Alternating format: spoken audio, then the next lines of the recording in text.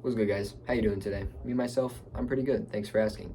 I thought this video was main channel worthy, so I'll post like some music sort of content on here every now and then. Um, but I have a message for new and aspiring artists, and I just want to talk about that today. So recently, I've been looking for new music, small artists, just something that's different. And honestly, it's really hard to find something that's different. I feel like a lot of what people are doing is the same. And I understand that because there are millions of people that make music, man. So it's like obviously a lot of it is going to sound pretty similar. But as a listener, this is what I want to hear from you guys.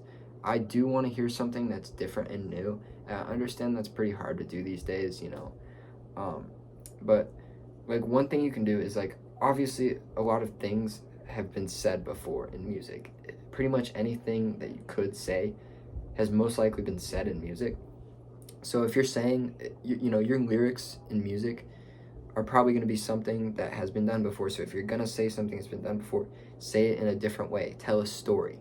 And another thing is you can make it personal to you. So if you were to tell like a story about like alcoholism or something, make it personal to you. Make yourself kind of like vulnerable and authentic in the song.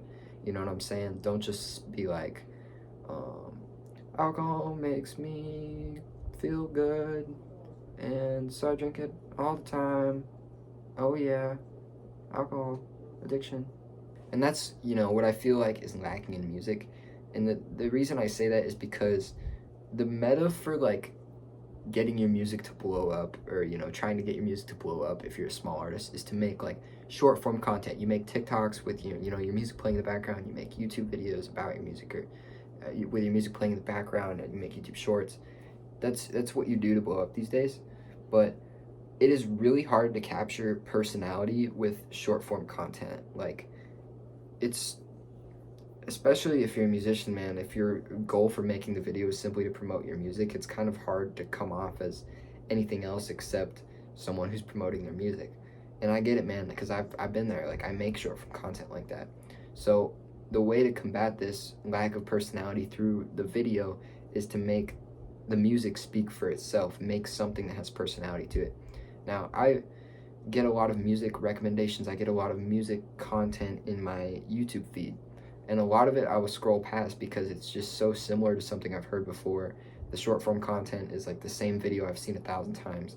If I don't hear personality, emotion, or anything like that in your music, like, I'm not really gonna come back to it. And maybe that's just me. I'm super picky with music. A lot of people, I think, are fine with having music as just kind of this chill, mellow thing that plays in their ears, whether at work or you're on the car ride there. And a lot of artists also try to appeal to this because a lot of your streams come from algorithmic playlists on Spotify. Like 47% of my streams come from playlists, and then 47% come from like my artist profile, and then the other percent come from whatever. So it is, a good idea to appeal to like the mellow, chill, playlisty kind of stuff. Because if your music stands out too much on a playlist, then people might not listen to it as much, and then it might get taken off the playlist. But the problem with, the playlist streams is that you're gaining streams, you're not gaining fans. If you want fans, if you want people who might actually come to your concerts in the future, people who are going to keep listening to your music and patiently wait for your next release, that's where you want to add all that stuff I just talked about. Emotion, you want to add your personality to it, you want to maybe do something different and new, right? That's what's going to get people to come back. And also another way to do this is to do an album. I think albums are super personal. I've made 2 albums so far, and they carry themes throughout my own life, but I also tell like stories in it that are kind of like fictional, but also kind of based on my experiences. And I also think it's helpful that I have this YouTube channel, that people understand me and understand me as a person and understand my personality. I think that makes my music easier to digest if you already know who I am. And once again, I was talking about like doing something different or new. I would say, like, if you're gonna make an album, have like one song on the album be kind of experimental. And I don't mean experimental like it has to be groundbreaking, but do something that you normally wouldn't make, right? make something that doesn't, like, it fits the theme of your album, but it's not really like the rest of your songs, you know? And I also think albums are great because, once again, it gives your listeners something to come back to. You know, if you're listening to someone like on a playlist and you see that like the cover photo has like a different name than the song, you're like, oh, that person had, like, this song is on an album. And then you might want to listen to the album, and then you might find more songs that you like. I think it's definitely good to work on a project, even if it's just like an EP with like 4 songs. I think that's better than releasing 4 singles, you know? And singles are great too. But I think singles are another one of those things that give you more streams than they do listeners. And sometimes if you need a boost in streams, that's great. Release a single. But if you genuinely want fans to keep coming back to your stuff, I think albums are where it's at, EPs are where it's at, projects, some sort of project that takes a little bit of time, that you genuinely put a lot of effort in. That's also what I really like to see in music, is that the person genuinely put so much effort in. An example of this is an artist I found recently, small artist called Steven Shoelace. This guy has an album called Garden Snakes, and I've been listening to it a little bit recently, the past week, and it's not my favorite, but I keep coming back to it. And you know why, man? Just listen to a clip of this guy. He carries so much raw emotion and authenticity in his voice and his lyrics. It's like all of his songs are just this one big stream of consciousness. It feels like he wrote it in 5 minutes and then hit record and didn't know how he was going to sing it and just started going. And I really like it.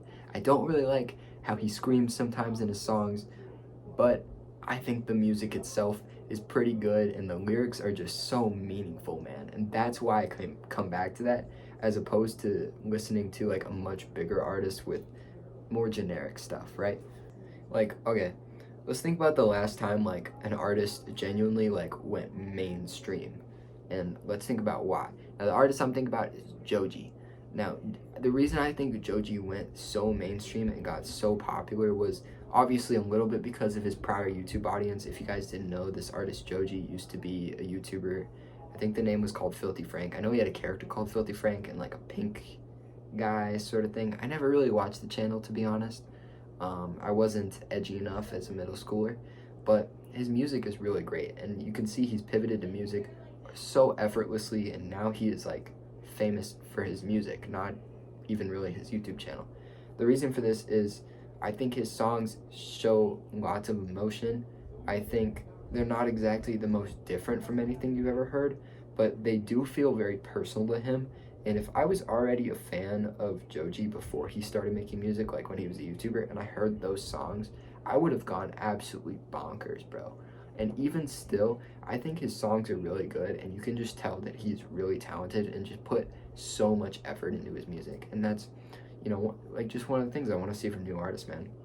So if you're a new artist, or if you're looking to start making music, man, hopefully this video was helpful to you or gave you a little bit of insight to what your listeners want. You know, obviously this video is all my opinion, so take it with a grain of salt. It's just, you know, how I'm thinking, how I view music, and I'm very, very picky about music, so this video is probably, you know, a little harsh on the music scene, and I do apologize for that, guys. But new musicians, bro, y'all got this, man. I mean, it's a lot of competition nowadays, so, you know, you got to find a way to stand out. There's millions of people that make music. You got to stand out. How are you going to do that? Think about it, all right? Think about it while you hit that subscribe button, and I'll see you in the next one.